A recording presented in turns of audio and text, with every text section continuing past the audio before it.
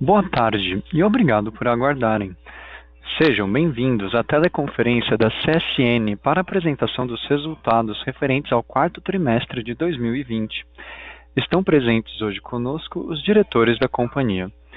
Informamos que esse evento está sendo gravado e que todos os participantes estarão apenas ouvindo a teleconferência durante a apresentação da companhia. Em seguida, iniciaremos a sessão de perguntas e respostas, quando instruções adicionais serão fornecidas. Caso algum dos senhores necessite de alguma assistência durante a conferência, queiram, por favor, solicitar a ajuda de um operador, digitando *0. O evento de hoje também está sendo transmitido simultaneamente pela internet, podendo ser acessado no site de RI da CSN, ri.csn.com.br, onde se encontra disponível a apresentação. O replay deste evento estará disponível logo após seu encerramento, por um período de uma semana. A seleção dos slides será controlada pelos senhores. Antes de prosseguir, gostaríamos de esclarecer que algumas afirmações aqui contidas são meras expectativas ou tendências e se baseiam nas hipóteses e perspectivas atuais da administração da companhia, podendo haver variações materiais entre os resultados, performance e eventos futuros, não se constituindo em projeções.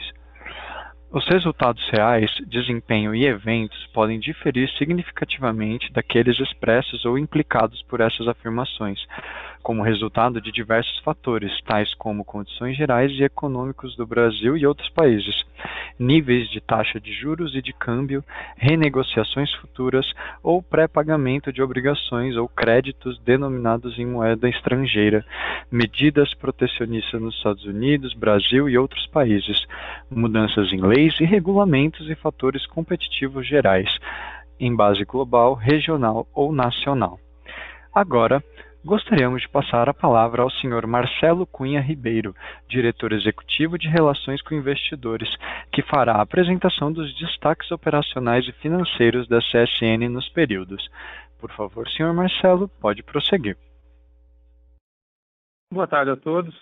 Obrigado por participarem da conferência de resultados do quarto trimestre do ano de 2020 da CSN.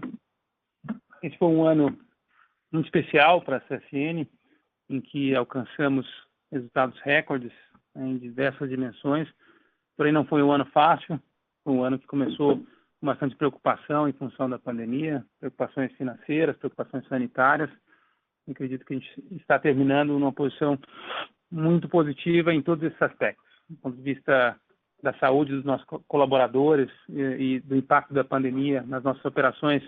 Conseguimos resultados muito positivos, né? Fomos relativamente pouco impactados, né? E temos muito poucos casos graves dentro da companhia, graças a protocolos bastante rigorosos. E do ponto de vista financeiro, nos preparamos para esta guerra, né? Usando as palavras que o Benjamin costuma utilizar, uma guerra que acabou não vindo e acabou se transformando em bonança. Então, com todo o rigor em despesas, custos, né, controle de investimentos e capital de giro sendo feito, acabamos ganhando duas vezes, né, quando fomos recompensados por uma recuperação rápida de volumes e preços. E foi assim que chegamos em resultados recordes de 11 bilhões e meio, né, de EBITDA para o ano, e para esse trimestre mais um recorde em 4,8 bilhões de reais e margens se aproximando a 50%. Esse EBITDA também foi transformado em caixa, né? Então conseguimos uma geração de caixa recorde, atuando nessas alavancas de investimentos e capital de giro, e conseguimos aquilo que era um dos grandes objetivos da empresa, que é a redução de dívida. Apenas nesse trimestre foram 5 bilhões de reais de redução do endividamento e o aumento do seu caixa, né, que chegou a 10 bilhões de reais. Isto antes desse terceiro ponto de destaque do período, que foi o IPO da CSN Mineração, que foi realmente a conclusão, num período longo, né, de curar o nosso balanço, né, e chegar a uma alavancagem sustentada. Eu não diria que isso terminou, uma vez que nós vamos em direção a uma vez de líquido EBITDA, como vamos ver ao longo da apresentação, mas certamente já estamos num patamar, né, de um endividamento sustentável pós esse IPO. Então, esses foram os destaques do período, e a gente passa a evolução do EBITDA na página 4 da apresentação, onde nós observamos mais um trimestre de consistente crescimento no EBITDA e nas margens da companhia.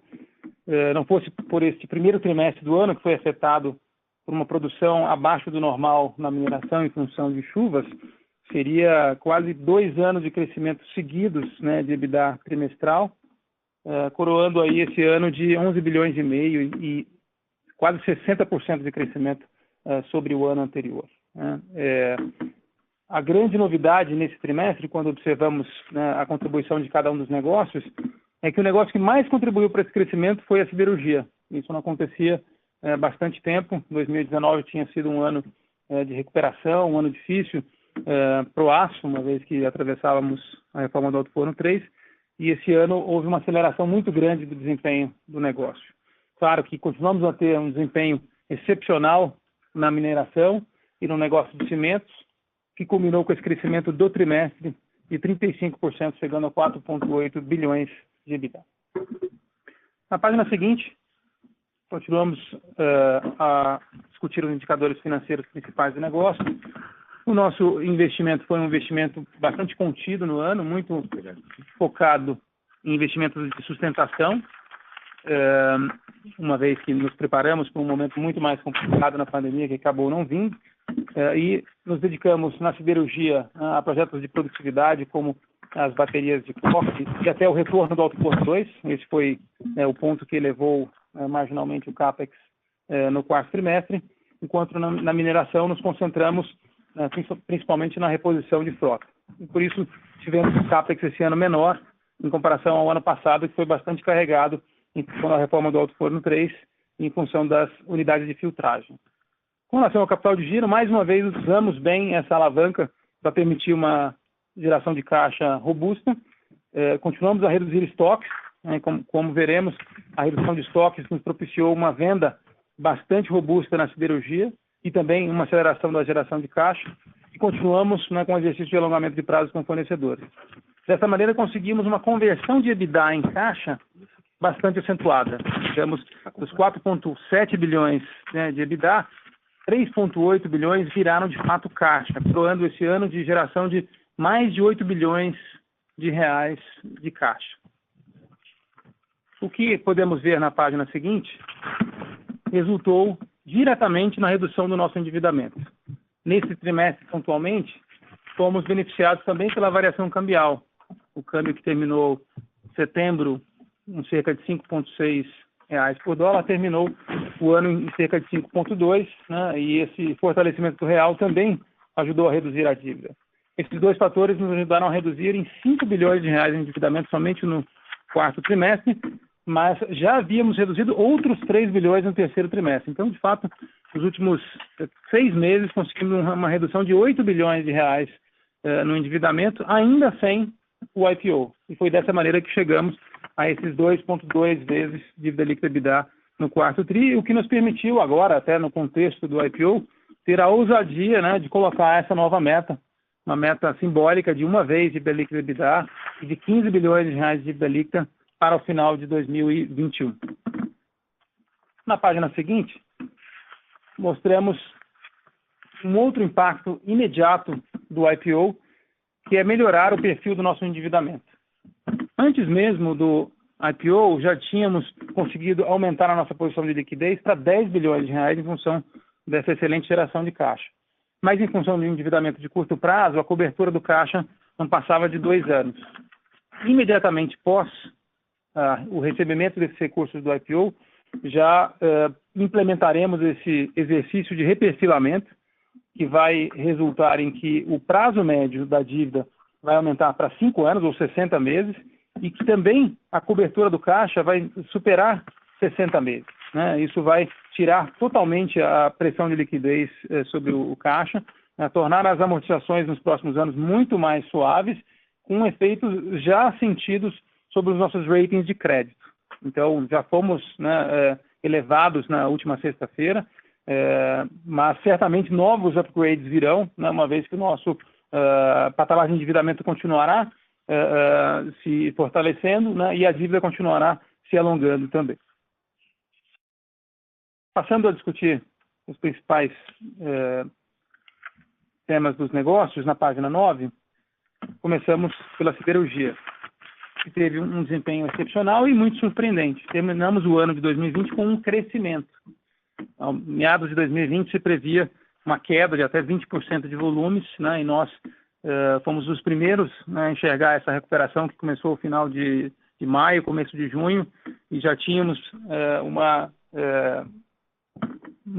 vontade, uma agressividade de buscar esse crescimento desde o início do segundo semestre. E, de fato, veio o terceiro trimestre. Ele teve o benefício de uma desestocagem bastante forte, né? Por isso ele teve volumes até maiores do que os volumes do quarto tri, mas no quarto trimestre tivemos o benefício do aumento significativo de preços, né? Que subiram 19% no trimestre. Também, claro, né, no movimento de repasse, né, de evoluções de custos de matéria-prima, mas conseguimos, né, também aumentar a rentabilidade do negócio, né, com esses volumes em bons níveis e com preço subindo 19%, tivemos aí um EBITDA recorde para o período, de 1,2 bi de reais e uma margem de 25%, a margem de aços planos Brasil beirando 30%.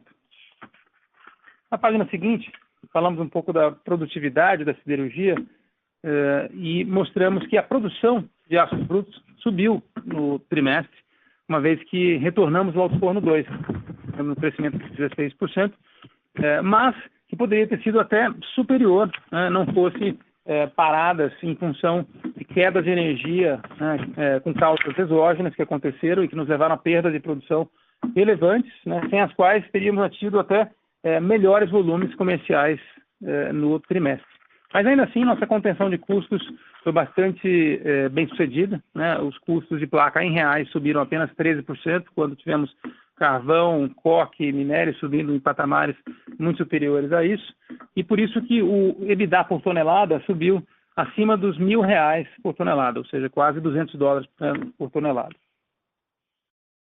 Na página 11, mostramos os resultados da mineração. Já hoje uma companhia de capital aberto, tivemos essa manhã o call da CSN Mineração com números bastante semelhantes. E o que mostramos foi um patamar recorde de receitas, uma geração recorde de EBITDA, com margens de 71% no trimestre, margens inéditas, e muito em função de uma excelente realização de preços. Flat subindo, né, períodos cotacionais favoráveis, fretes também sazonalmente baixos, ajudaram a mais do que compensar volumes pontualmente impactados por chuvas, né, acima do normal, e também por restrições operacionais relacionadas à Covid. Restrições bastante pontuais, estas que já foram sanadas e que não alteram em nada a nossa perspectiva para o ano de 2021, que continua de volumes entre 38 e 40 milhões de toneladas, e um primeiro trimestre que certamente será muito mais forte que o primeiro trimestre de 2020.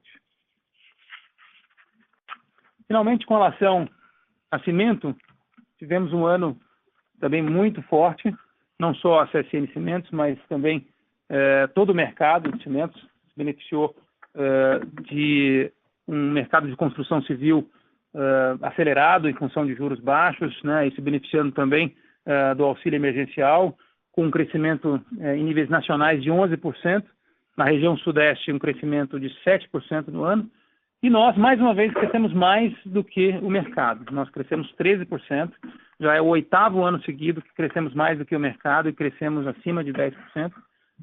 E com isso, né, com essas novas escalas, né, e também se beneficiando do novo patamar de preços, né, conseguimos chegar a um EBITDA no trimestre de 130 milhões de reais, com uma margem de 46%. Já anualiza aí um nível de geração de EBITDA acima de 500 milhões de reais, né, para o ano de 2021, o que já dá um porte, né, todo diferente para esse nosso negócio, o que nos faz, de fato, buscar aí um novo salto, né? Em cima disso é que criamos a subsidiária CSN Cimentos S.A. este mês de fevereiro, né, e já estamos preparando para ser uma plataforma para crescer, tanto organicamente, tanto na consolidação do setor. Então, esses eram os principais highlights operacionais e financeiros. E a partir de agora, vamos trimestralmente também fazer uma atualização dos nossos temas de sustentabilidade, né? E para isso eu peço para a nossa diretora de sustentabilidade, Helena Guerra, apresentar quais foram as atualizações do trimestre. Bom, boa tarde a todos. Primeiro é um prazer a gente poder apresentar aqui rapidamente alguns dos nossos resultados, os aspectos ESG. Esse que é um dos nossos pilares da nossa atuação. É muito gratificante poder falar após o Marcelo e nos apresentar resultados operacionais e financeiros tão significativos e a gente poder afirmar que fechamos 2020 também com expressivas entregas de resultados no que tange a questões de ESG. Começamos por entregar esse resultado operacional, que o Marcelo acabou de falar, juntamente com a nossa menor taxa de frequência de acidentes reportáveis histórico, né? Então, foi uma redução significativa, 19%, nossa menor taxa, desde que iniciamos esse monitoramento. Isso num ano tão desafiador, tão atípico, né? Onde a pandemia afetou tão fortemente nossas vidas, nossa tranquilidade, enfim, é um resultado ainda mais significativo. Demos aí uma guinada importante na nossa comunicação. Quem acompanha a CSN há algum tempo sabe que nós praticamos aqui o oposto do greenwashing, nós fazemos muito mais do que nós comunicamos, então, aprimorar ainda mais nossa comunicação e transparência. Nós lançamos o nosso relato integrado nesse último ano, trazendo informações de 18 e 19, um site com conteúdo ESG, que traz aí alguns desses indicadores, dos 68 mil hectares que temos em áreas preservadas, né? A nossa recirculação de água, nossas operações, tanto na siderurgia como na mineração em cimentos, tem taxas expressivas. Em 2020 também nos tornamos signatários do Pacto Global, lançamos uma política nova, integrada de sustentabilidade e meio ambiente, já alinhada com compromissos internacionais, com os ODS da ONU, com os princípios orientadores dos direitos humanos. Foi um ano que nos tornamos 100% independentes de barragem na nossa operação na CSN Mineração. Caracterizamos nossa primeira barragem, investimos aí mais de R$500 bilhão entre investimentos em meio ambiente e investimentos sociais através da Fundação CSN. Instituímos uma diretoria de sustentabilidade com reporte direto ao presidente da companhia, um comitê ESG composto por diversos diretores de áreas distintas e que acaba recentemente de ser aprovado aí pelo nosso Conselho de Administração, a quem ele estará subordinado. Estabelecemos metas relacionadas à diversidade, a emissões, consumos de água, tanto para os temas que são mais materiais para a companhia. Melhoramos os nossos scores em agências de rating, fomos selos de ouro 5 vezes no GHG Protocol. Permanecemos no índice Fruit for Good, melhoramos o nosso score no Carbon Disclosure Project. Enfim, fechamos aí o trimestre e o ano com muitas entregas, com a expectativa de um 2021 ainda melhor, nessa busca incessante de nos tornar uma referência, um modelo, um farol a ser seguido por todos no que tange aos aspectos ESG em todos os nossos segmentos de atuação.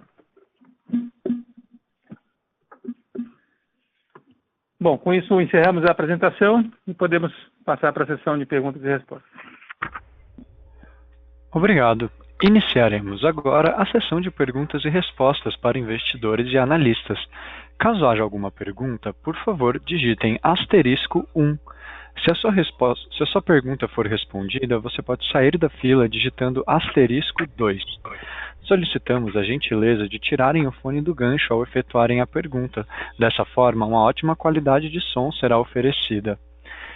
A nossa primeira pergunta vem de Caio Ribeiro, do Credit Suisse. Por favor, Caio, pode prosseguir. Boa tarde a todos. Obrigado pela oportunidade.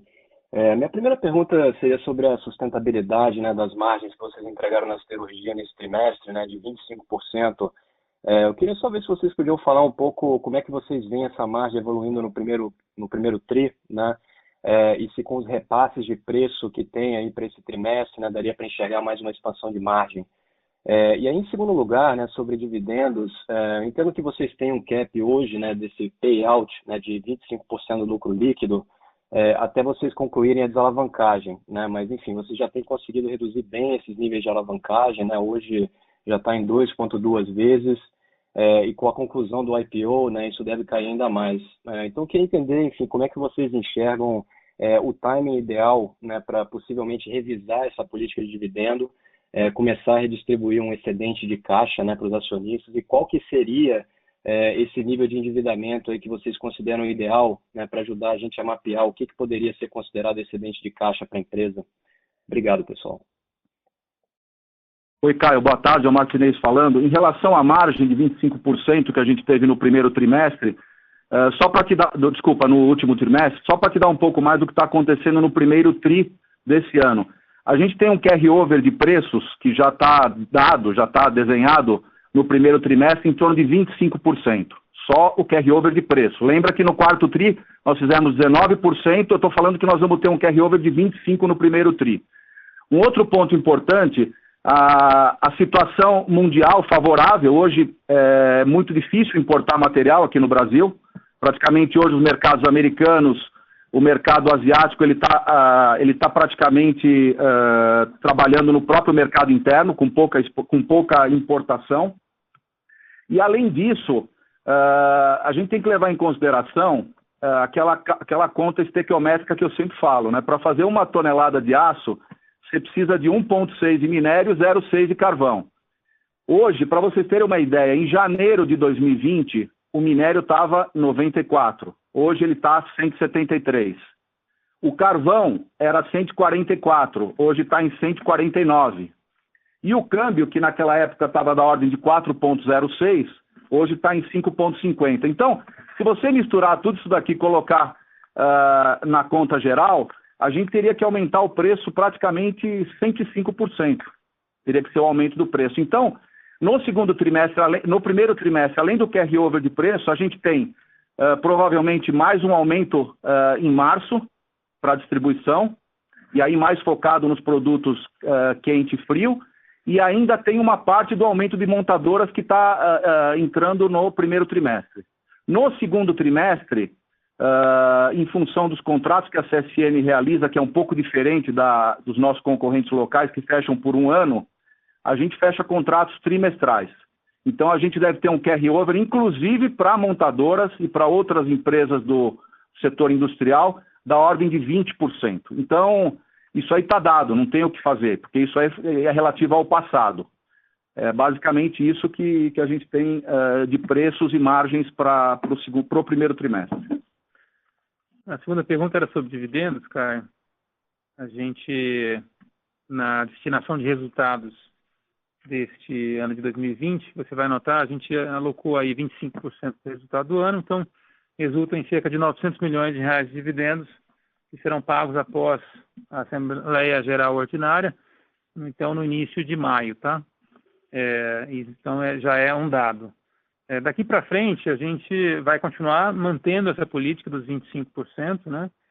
Enquanto a gente não buscar essas novas metas hoje divulgadas, né? De 15 bilhões de reais, então você perguntou qual que é o nível de dívida, confortável é esse, é 15 bilhões de reais, né? E uma vez dívida líquida EBITDA. Hoje, lembrando, pós-IPO, temos cerca de 20 bilhões, né, de dívida líquida. Então temos que tirar mais 5 bilhões de dívida líquida antes de poder rediscutir aí a questão dos dividendos. O Caio, para complementar, é Benjamin que está falando, é muito importante essa pergunta que você fez em termos de preço, porque às vezes pode parecer surpreendente o aumento de preço, ou eventualmente até alto demais, mas isso que o Martinez falou, que tem esse carry-over que vem com 25%, e a perspectiva de novo aumento de preços para março, mas é muito decorrência do momento que a gente está vivendo. Então, você hoje, se você for a mercado, você vai ter placa aí no nível de $750. E não tem para entregar. Se você for querer comprar a placa, seja de onde for, muito provavelmente você só vai ter para entrega maio, e que chegaria no Brasil provavelmente em junho e julho. Ou seja, o aumento do preço das matérias-primas está fazendo uma sustentação alta e contínua do preço da produto de referência nossa, a placa, já até quase o terceiro trimestre. Então, é muito pouco provável que não tenha que se aplicar aumentos ainda no primeiro trimestre, em março, e no segundo trimestre também, fora esse carry-over que a gente está carregando. Assim como também, se você for ver, e aí vale para a questão do minério, hoje você consegue ter o preço médio do primeiro trimestre de 2021 a $170. Então, na Bolsa, você fecha março hoje por 170, 169, alguma coisa. O trimestre vai ficar acima dos $170, assim como você tem depois o segundo TRI a base aí de $160. Então, os preços estão dados, assim, em termos de futuro próximo. O que faz com que, obrigatoriamente, não é que você tenha aumento de preço, você tem que ter uma atualização de custos, para que você mantenha-se competitivo e nas margens do mercado. Então, o Brasil está completamente dentro dos padrões internacionais de preço e, realmente, para a siderurgia, eu vejo a necessidade de um novo aumento agora em março e, muito provavelmente, outro aumento no segundo trimestre, com certeza em função do que é a realidade hoje do mercado internacional. Perfeito, muito obrigado, Benjamin, Marcelo e Martinez, muito claro.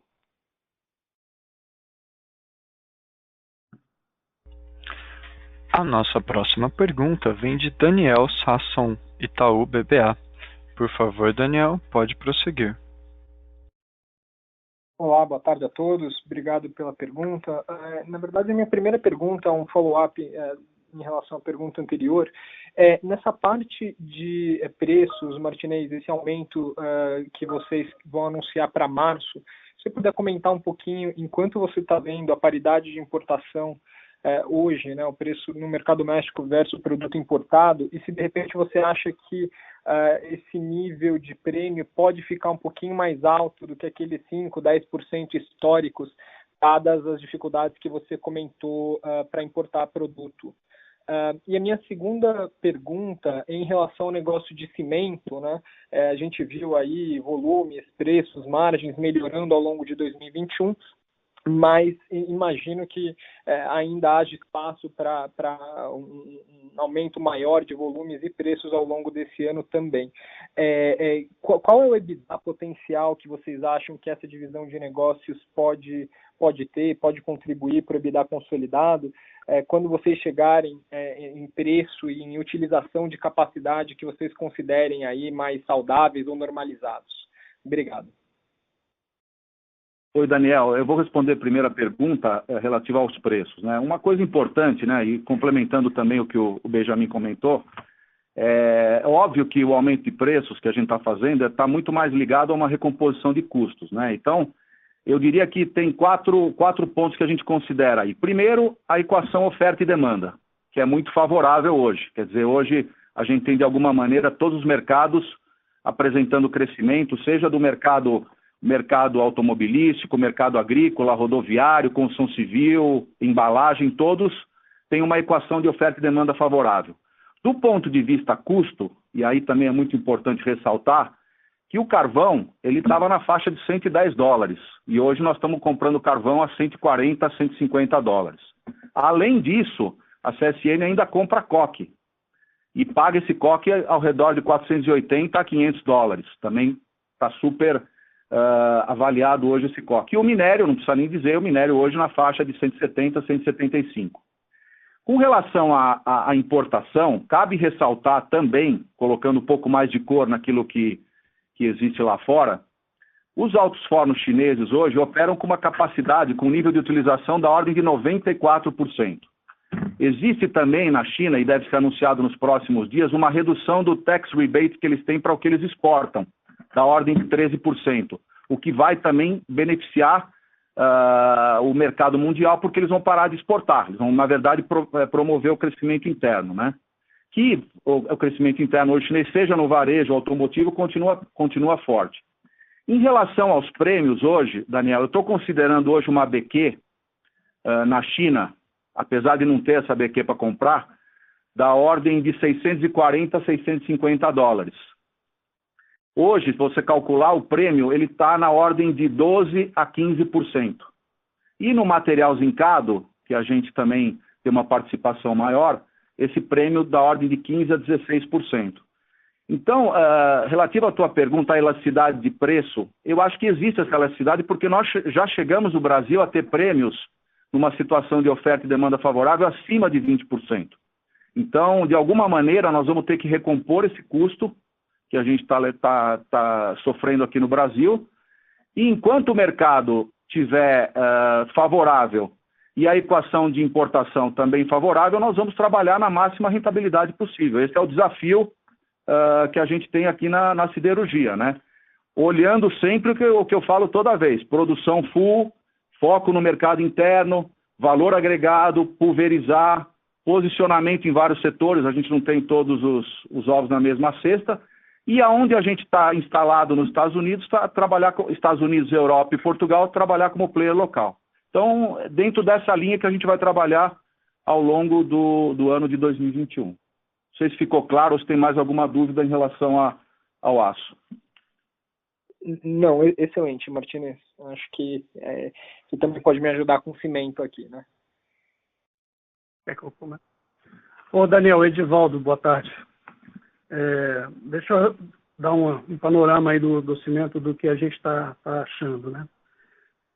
Nós fechamos aí o quarto tri no run rate aí acima de 500 milhões de reais, né? Nós temos, obviamente, como tem também na siderurgia, pressões de custo, né? Então, por exemplo, o coque, que é importado, ele teve um aumento substancial aí no segundo semestre, que está impactando aí ao longo desse ano. Isso quer dizer que também no cimento a gente vai precisar continuar recuperando aí os preços, né? Uma vez que a gente trabalha com preços ainda abaixo de valores históricos, né? Então, há espaço para crescimento de preço nesse sentido. A gente tem também um espaço importante para crescimento de volumes. Nossa capacidade de produção é 4,7 milhões de toneladas, né? Efetiva, e a gente tem aí um espaço para crescer da ordem de 15%, 18% neste ano, nos próximos anos, assim que a gente tiver essa demanda, tá? Então, basicamente, o que a gente trabalha com o SG&A bem enxuto, né? Então, a gente tem uma eficiência bastante grande aí nessa parte de SG&A. Então, a gente acredita que vamos trabalhar com EBITDA acima de 500 milhões, mesmo com a pressão de preços que a gente está sentindo, que a gente está conseguindo, de certa forma, mitigar com esforços internos. O Daniel, só uma outra, complementando o que o Edivaldo falou, que está perfeito. Para você ter uma ideia, os preços históricos de cimento na região sul, histórico que eu digo, eu estou comentando uma série que começa em 2011 e vai até os dias atuais. Ele tem um preço histórico de cimento da ordem de R$320 por tonelada, que hoje está praticamente 22% abaixo do que a gente está praticando hoje em reais. É óbvio que tem a questão do câmbio, que trabalha contra a gente, porque hoje, talvez no Brasil, a gente tem o cimento mais barato do mundo. Se você imaginar hoje nos Estados Unidos $110, Europa 120, América Latina varia de 90 até 140. Então, pra você ter uma ideia, 22% é o que a gente poderia voltar para níveis históricos. E em regiões como a região norte e região nordeste, esse upside é até maior, de 24% a 28%. Então, nós acreditamos que à medida que o mercado caminha por uma relação mais correta de oferta e demanda e custo, nós vamos conseguir recuperar praticamente para níveis históricos ainda esse ano.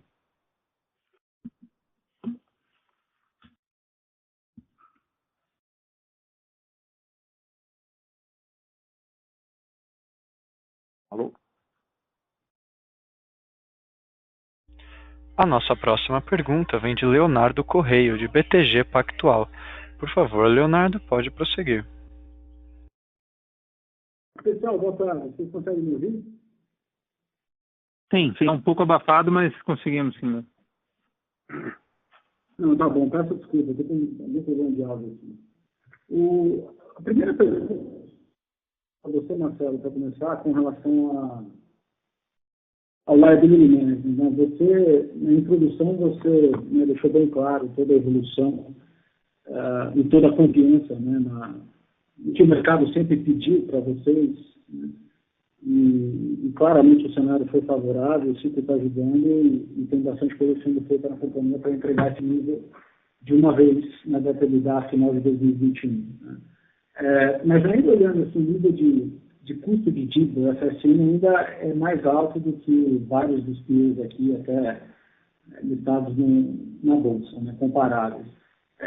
Se você puder só comentar assim, a expectativa, não sei, ballpark, de que tipo de redução de custo de dívidas você está esperando para frente, e se tem alguma medida adicional que você pode perseguir ajuda. E, além disso, falar um pouco sobre as perspectivas também para o investment grade, né?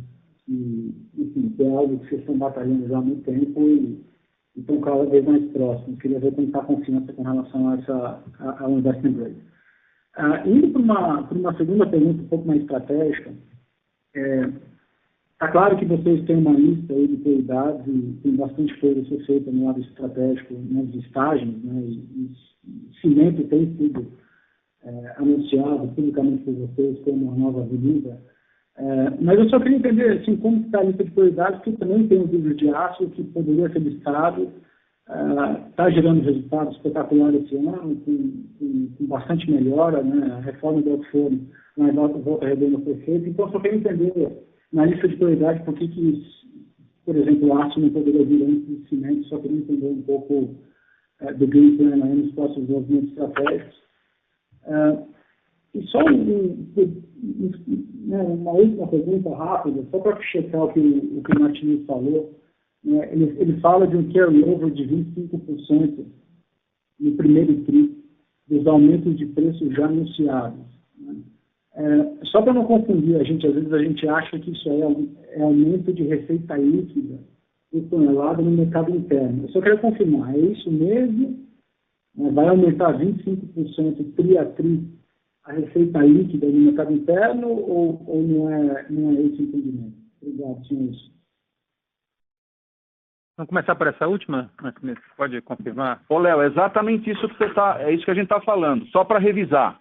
Quarto TRI de 19, o nosso preço médio era 3,109. Terceiro TRI de 20, 3,557. Quarto TRI de 20, 4,226. E em cima desse 4,226 nós vamos colocar 25%. Então, exatamente, o preço médio vai subir 25% no trimestre. A gente deve ter um aumento, obviamente, de custo, né? O custo de placa vai passar provavelmente de R$ 2.600 por tonelada. Nós devemos partir para um patamar em torno de R$ 2.850, R$ 2.900 por tonelada, em função das matérias-primas que eu acabei falando também do custo. Mas o que a gente está colocando de aumento vai mais do que offsetar o aumento de custo. Bom, sobre perfil de dívida, tem muito a ganhar, né? Porque o nosso endividamento tem ficado cada vez mais concentrado no mercado de capitais, né? A gente tem reduzido bancos e a gente começou esse caminho há uns 4 anos atrás, 3 anos e meio, num outro momento, né? Então, esses bonds que a gente vai agora substituir, eles têm cupons ao redor de 8%. Né? E a gente está falando em ir mercado agora para ter cupons aí abaixo de 5%, né? Um prazo muito mais longo. Então, está falando aí de 300 pontos base, né? Sobre 20 bilhões de reais, né? Está falando aí de 600 milhões de reais ano de economia. Então, é bastante relevante. Com relação à prioridade de cimento versus aço, a questão de levantar capital na mineração, ela foi muito específica, né? Foi específica pelo tamanho dela, podendo ser usada para desalavancar a CSN, e foi específica porque ela tinha um plano de crescimento, né? De triplicar volumes, e também precisava desse capital para crescer, né? Então, aí, em primeiro lugar, a CSN Mineração. Nesse sentido, Cimentos parece estar, né, logo em seguida, porque ela também tem um plano de crescimento, né? E um momento de mercado que casa com esse plano de crescimento, né? Um plano de crescimento que tem essas vias de projetos orgânicos muito especiais, né? Que tem reservas de calcário já identificadas, né? Em submercados, né? Muito atrativos, né? Com baixa competição, né? Eu estou falando de mercados aí do Sul, do Nordeste e do Norte, né, que tem preços mais altos. E a gente, se vocês se lembrarem, a gente tem plantas que estão encaixotadas, né, uma em Sepetiba e outra na Holanda, né, que poderiam ser colocadas já com projetos para funcionar, né, em questão de 30 meses. Né? Então, são projetos orgânicos muito interessantes, por um lado, e por outro, existe a possibilidade de consolidação do setor. A gente tem aí diversos players menores, né, que têm pouca capacidade financeira para crescer, atravessar momentos complicados. Então, o CSN tem essa vocação natural para ser o consolidador. Por isso, buscar capital para crescimento ali parece vir antes do que fazer alguma reestruturação na siderurgia, que está num momento também excepcional, e vai usar essa geração de caixa para, né, projetos de sustaining, né, de produtividade, né? Vamos investir nas baterias de coque, na sinterização, né, em toda a manutenção da aciaria e da metalurgia. Eventualmente vamos agregar mais valor, né, naquilo que já produzimos, mas isso não requer um movimento estrutural como um IPO. Então essa é a lógica estratégica desse momento.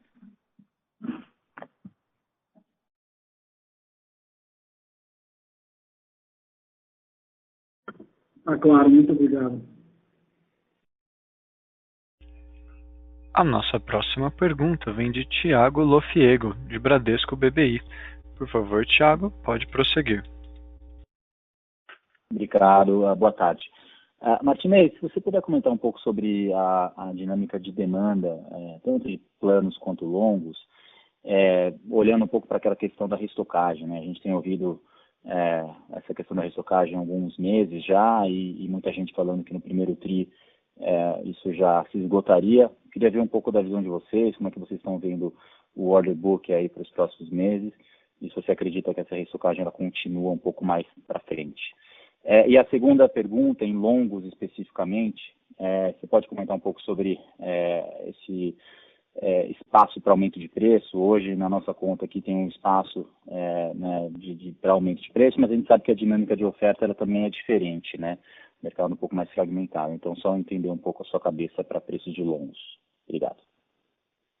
Legal. Tiago, só para a gente revisar, né? Então, 2020, praticamente o mercado brasileiro de planos, ele ficou em 12 milhões de toneladas. Foi um resultado muito bom para quem começou um ano com essa pandemia, né? Então, 12 milhões praticamente flat em relação a 2019. E a CSN ainda com um número tão ruim de mercado, né, que poderia ser muito pior pela pandemia, nós crescemos 2%. Em longos, o mercado foi um pouco diferente. O mercado cresceu 5% em relação a 2020 em função da autoconstrução, da própria diminuição de juros. O mercado foi mais forte do que o normal. Com relação à reestocagem do mercado, o que a gente está vendo? Para 2021, nós estamos projetando, na verdade o IABR projeta um crescimento de planos da ordem de 5,3%. A CSN vai crescer de 12% a 15% em 2021. Em longos, o IABR coloca 6%. A CSN está limitada numa capacidade hoje da ordem de 230, 240 mil toneladas por ano e nós estamos trabalhando full. Com relação aos setores, para poder falar um pouquinho do que e justificar um pouco do mercado, a indústria, de um modo geral, tem uma previsão de crescimento de 6% a 8,5%. O automotivo, eles falam de um crescimento de vendas da ordem de 15% e um aumento de produção de 25%. E outros setores, como, por exemplo, caminhões, máquinas agrícolas, máquinas rodoviárias, todos eles com crescimento de 2 dígitos.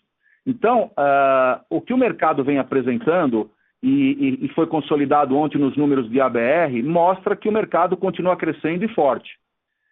No que diz respeito à reestocagem, se a gente pegar o número que saiu ontem do INDA, na verdade o estoque não foi recomposto ainda. Hoje a gente tem falta de estoque de matéria-prima, estoque intermediário, estoque de processo e produto acabado, e vai até o carro. Quer dizer, hoje, você vai comprar um automóvel, as concessionárias têm 7 a 8 dias de carro, quando o normal são 42 dias. Então, essa reestocagem ainda não começou. Ela deve continuar e passar o primeiro trimestre. Óbvio que aquela volúpia de aço já deu uma esfriada no primeiro trimestre, mas vai se acomodar ao longo do segundo trimestre. É isso que a gente está olhando. E o que é mais positivo é que todos os mercados apresentam crescimento. Como o Edivaldo também colocou de cimento, né, a gente acredita que, a exemplo da construção civil, seja em longos, planos e cimentos, a gente está começando um novo ciclo de imobiliário no Brasil. E a gente imagina que o mercado vai continuar crescendo pelo menos constante 6% ao ano. Em longos, nós fizemos um aumento de 15% em janeiro e 15% em fevereiro. Hoje a CSN tem o maior preço do mercado de longos, sendo o menor porque hoje eu tenho capacidade limitada. Então eu acredito que, da mesma maneira que o produto plano depende do minério de ferro, a sucata também, hoje no Brasil, apresenta níveis históricos de sucata. Então, mais uma vez, corroborando o que o Benjamin falou, não é uma questão de aumento de preço. Nós estamos fazendo uma recomposição dos custos. E isso vai ocorrer também em longos, porque a sucata praticamente está até maior que o aumento do minério. Não sei se ficou claro mais ou menos a dinâmica aí do que eu queria colocar de preço. Foi super claro, Martinez. Só queria confirmar uma coisa aqui com você. Você falou que a CSN cresce volume esse ano em 12% a 15%, né? 12 Isso a 15%, na verdade... planos longos, consolidado, EMI, ME, só para entender aqui. Deixa eu te falar. Nós fizemos em 2019, 3 milhões e 100 toneladas. 2020 nós fechamos com 3.200 e esse ano nós vamos fechar em 3.600. Volume no mercado interno, tá? Exportação, a gente tem que considerar que a gente vai fornecer toda a cota dos Estados Unidos, desencado, e vamos continuar abastecendo parte do que a Lusocider precisa. Quer dizer, se o mercado interno estiver mais forte, eu vou deixar o material aqui ao invés de exportar para a Lusocider. Então, praticamente nós vamos trabalhar, vamos trabalhar full no alto forno, com um volume da ordem de 4 milhões e 500 mil toneladas para 2021. Tá bom. O Martinez, se você me permitir, tem uma outra pergunta aqui, que é a questão do prêmio. Se já perguntaram, você me desculpe, mas o prêmio hoje, né, está na minha conta aí, eu perdi o começo do call, talvez você já tenha falado, mas acima de 10%. Você acha que esse prêmio mais alto, ele vai trazer mais importação? A gente já viu o dado de janeiro aí, né, com um bump, né, de exportação de planos, né, subindo mais de 70%, representando acho que 14% da demanda aparente, se não me engano. Você vê isso como uma preocupação ou não?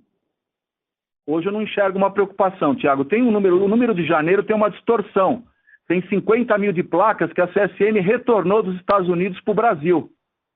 Quer dizer, essas placas estavam no Free Trade Zone nos Estados Unidos, nós trouxemos para o mercado interno para atender a demanda local. Então, você tem que tirar do número de importação, tem que tirar 50 mil, que é da CSN, que vai virar material para o mercado local. No começo do call, eu falei que na questão do prêmio hoje, nós estamos trabalhando com 640, 650 o BQ chinês, que é o preço que está lá hoje, que não tem para comprar. Você não consegue, e como o Benjamin falou também, não antes de maio você consegue colocar algum produto. Hoje o prêmio está um pouquinho maior que 10, Tiago, está em torno de 12% a 15%, dependendo um pouquinho da taxa de câmbio.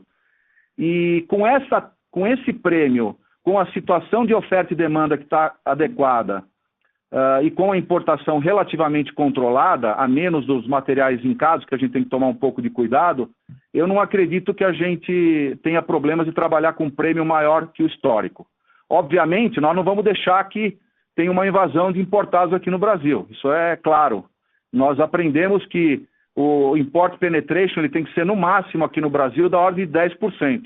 Não vai chegar a 14% de jeito nenhum. Porque nós já sofremos muito em 2010 quando chegou a 30%. E a gente aprendeu a lição. Então, essa é a equação que a gente vai trabalhar e hoje ela é muito favorável para o mercado interno. Legal. Obrigado, Martinez. Nada, imagina.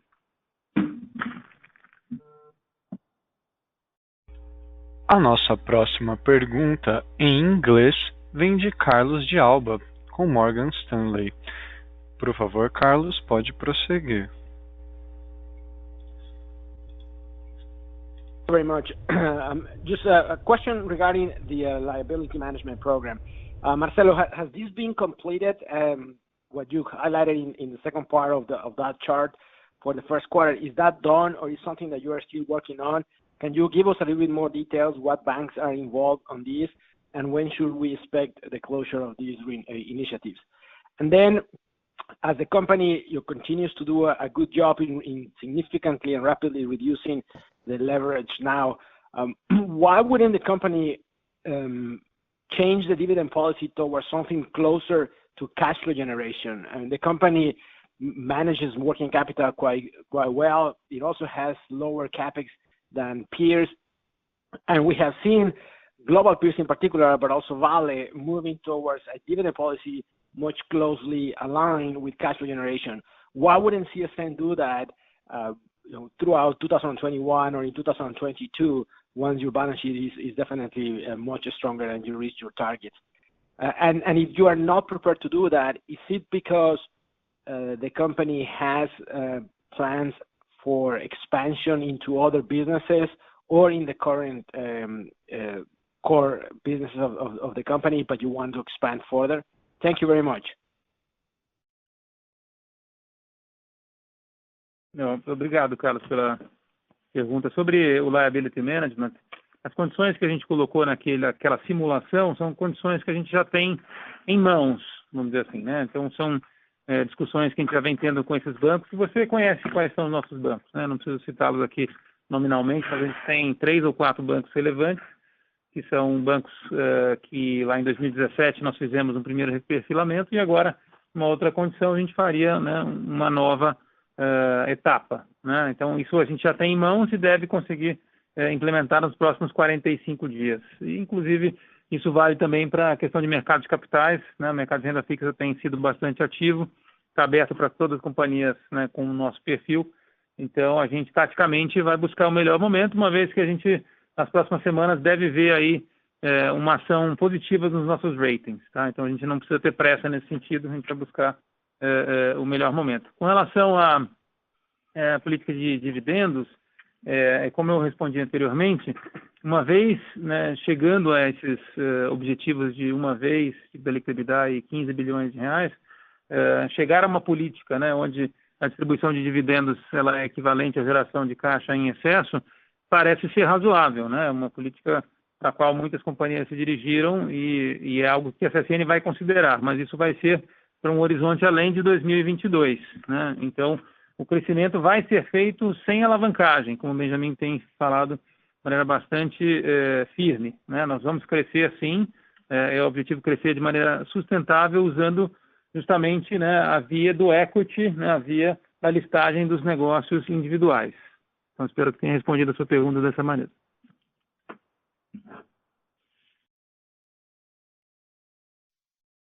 Yeah, that's clear, Marcelo. And just coming back to the cement business, and maybe it was the English call, it wasn't very clear to me whether or not the cement business if the company is considering to IPO the cement business or not, and if so, what are the times that you are contemplating? Thank you. Então, o IPO não é um objetivo em si mesmo, Carlos. Assim, o IPO ele é um meio para que a gente consiga crescer dessa maneira que a gente mencionou, que é uma maneira saudável, né, e sustentável. Então, projetos de crescimento estão sendo avançados, tanto orgânicos quanto de consolidação, e esse ritmo dos projetos é que vai ditar o ritmo desse potencial IPO. A gente tem otimismo tal de que isso poderia sim acontecer esse ano, porque o vento a favor é muito forte, né? Mas a gente não pode necessariamente controlar isso. O que eu posso dizer é que nós estamos bastante preparados, né? A companhia foi criada, do ponto de vista legal, a gente tem, né, trabalho feito, permitiria uma oferta muito no curto prazo. Mas, de novo, o ritmo desses projetos de crescimento é que vai ditar o ritmo do IPO. Encerramos neste momento a sessão de perguntas e respostas. Gostaria de passar a palavra ao Sr. Marcelo Cunha Ribeiro, diretor executivo de Relações com Investidores, para as considerações finais. Por favor, Marcelo, pode prosseguir. Bom, gostaria apenas de agradecer a todos que nos acompanharam nesse dia, um dia de comemoração para a CSN, né, onde fizemos aí a listagem da CSN Mineração, né, e tivemos aí resultados tão especiais para celebrar. Então, agradeço mais uma vez a presença de todos e até a próxima. Boa tarde. Obrigado. A teleconferência de resultados da CSN está encerrada. Vocês podem desconectar suas linhas agora e tenham um bom dia.